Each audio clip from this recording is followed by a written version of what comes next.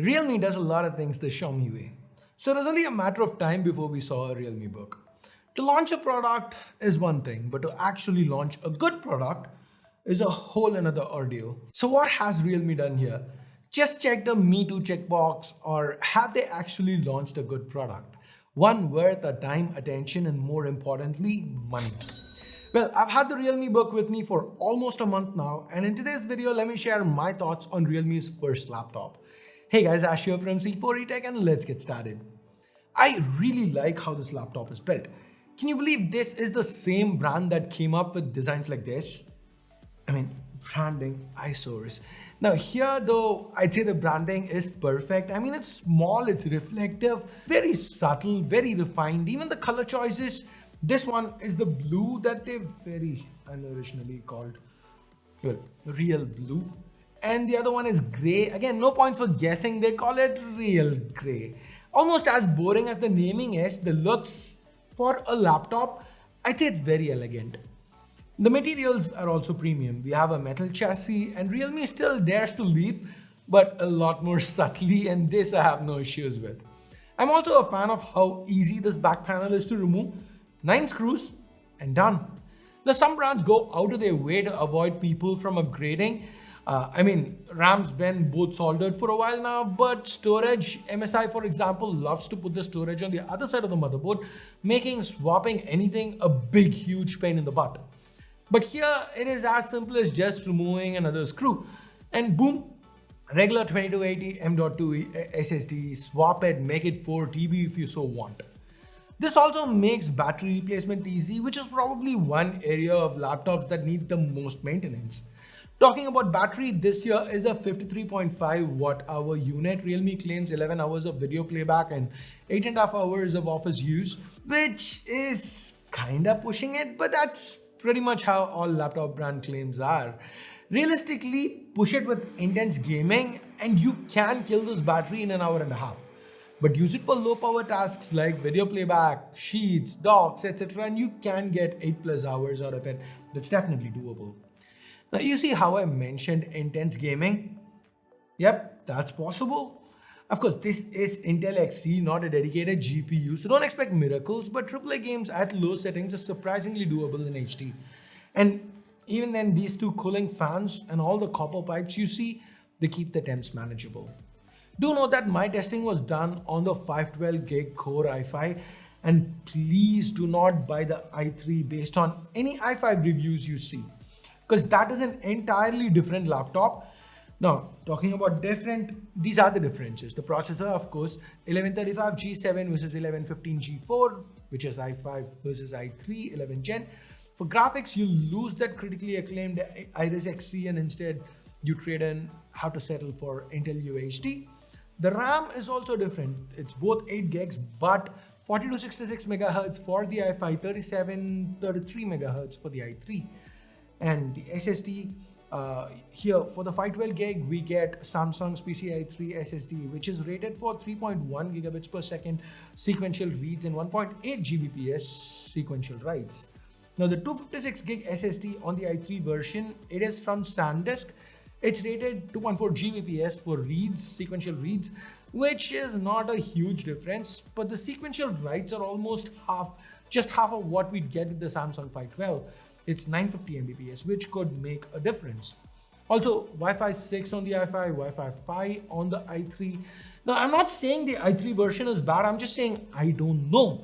The i5 SKU is different enough that you cannot draw conclusions about the i3 by watching an i5 review. So just keep that in mind when you make a buying decision. Okay, now coming back, regardless of what you do on a laptop, gaming, documents, presentations, Photoshop, media consumption, the display plays a major role.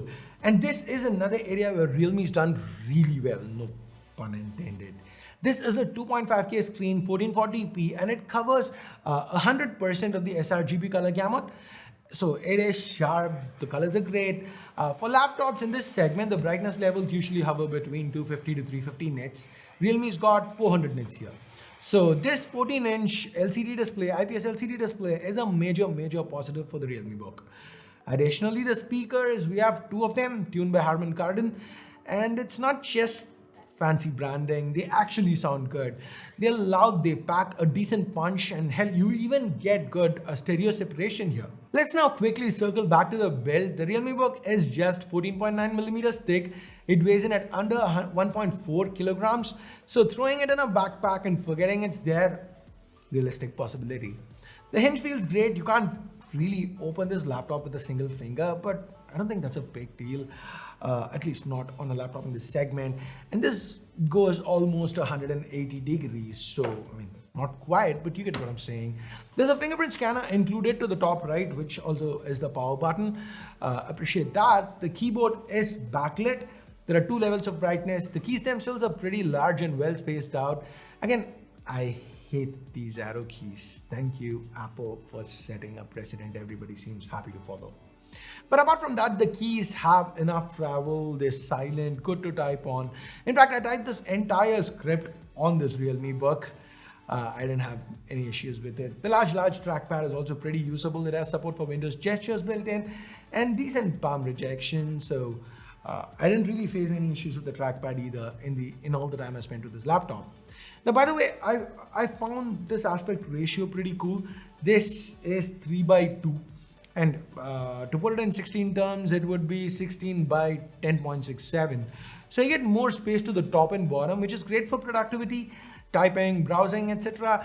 But of course, if your main use case is media consumption, then it can be a con because it just means more black bars to the top and bottom.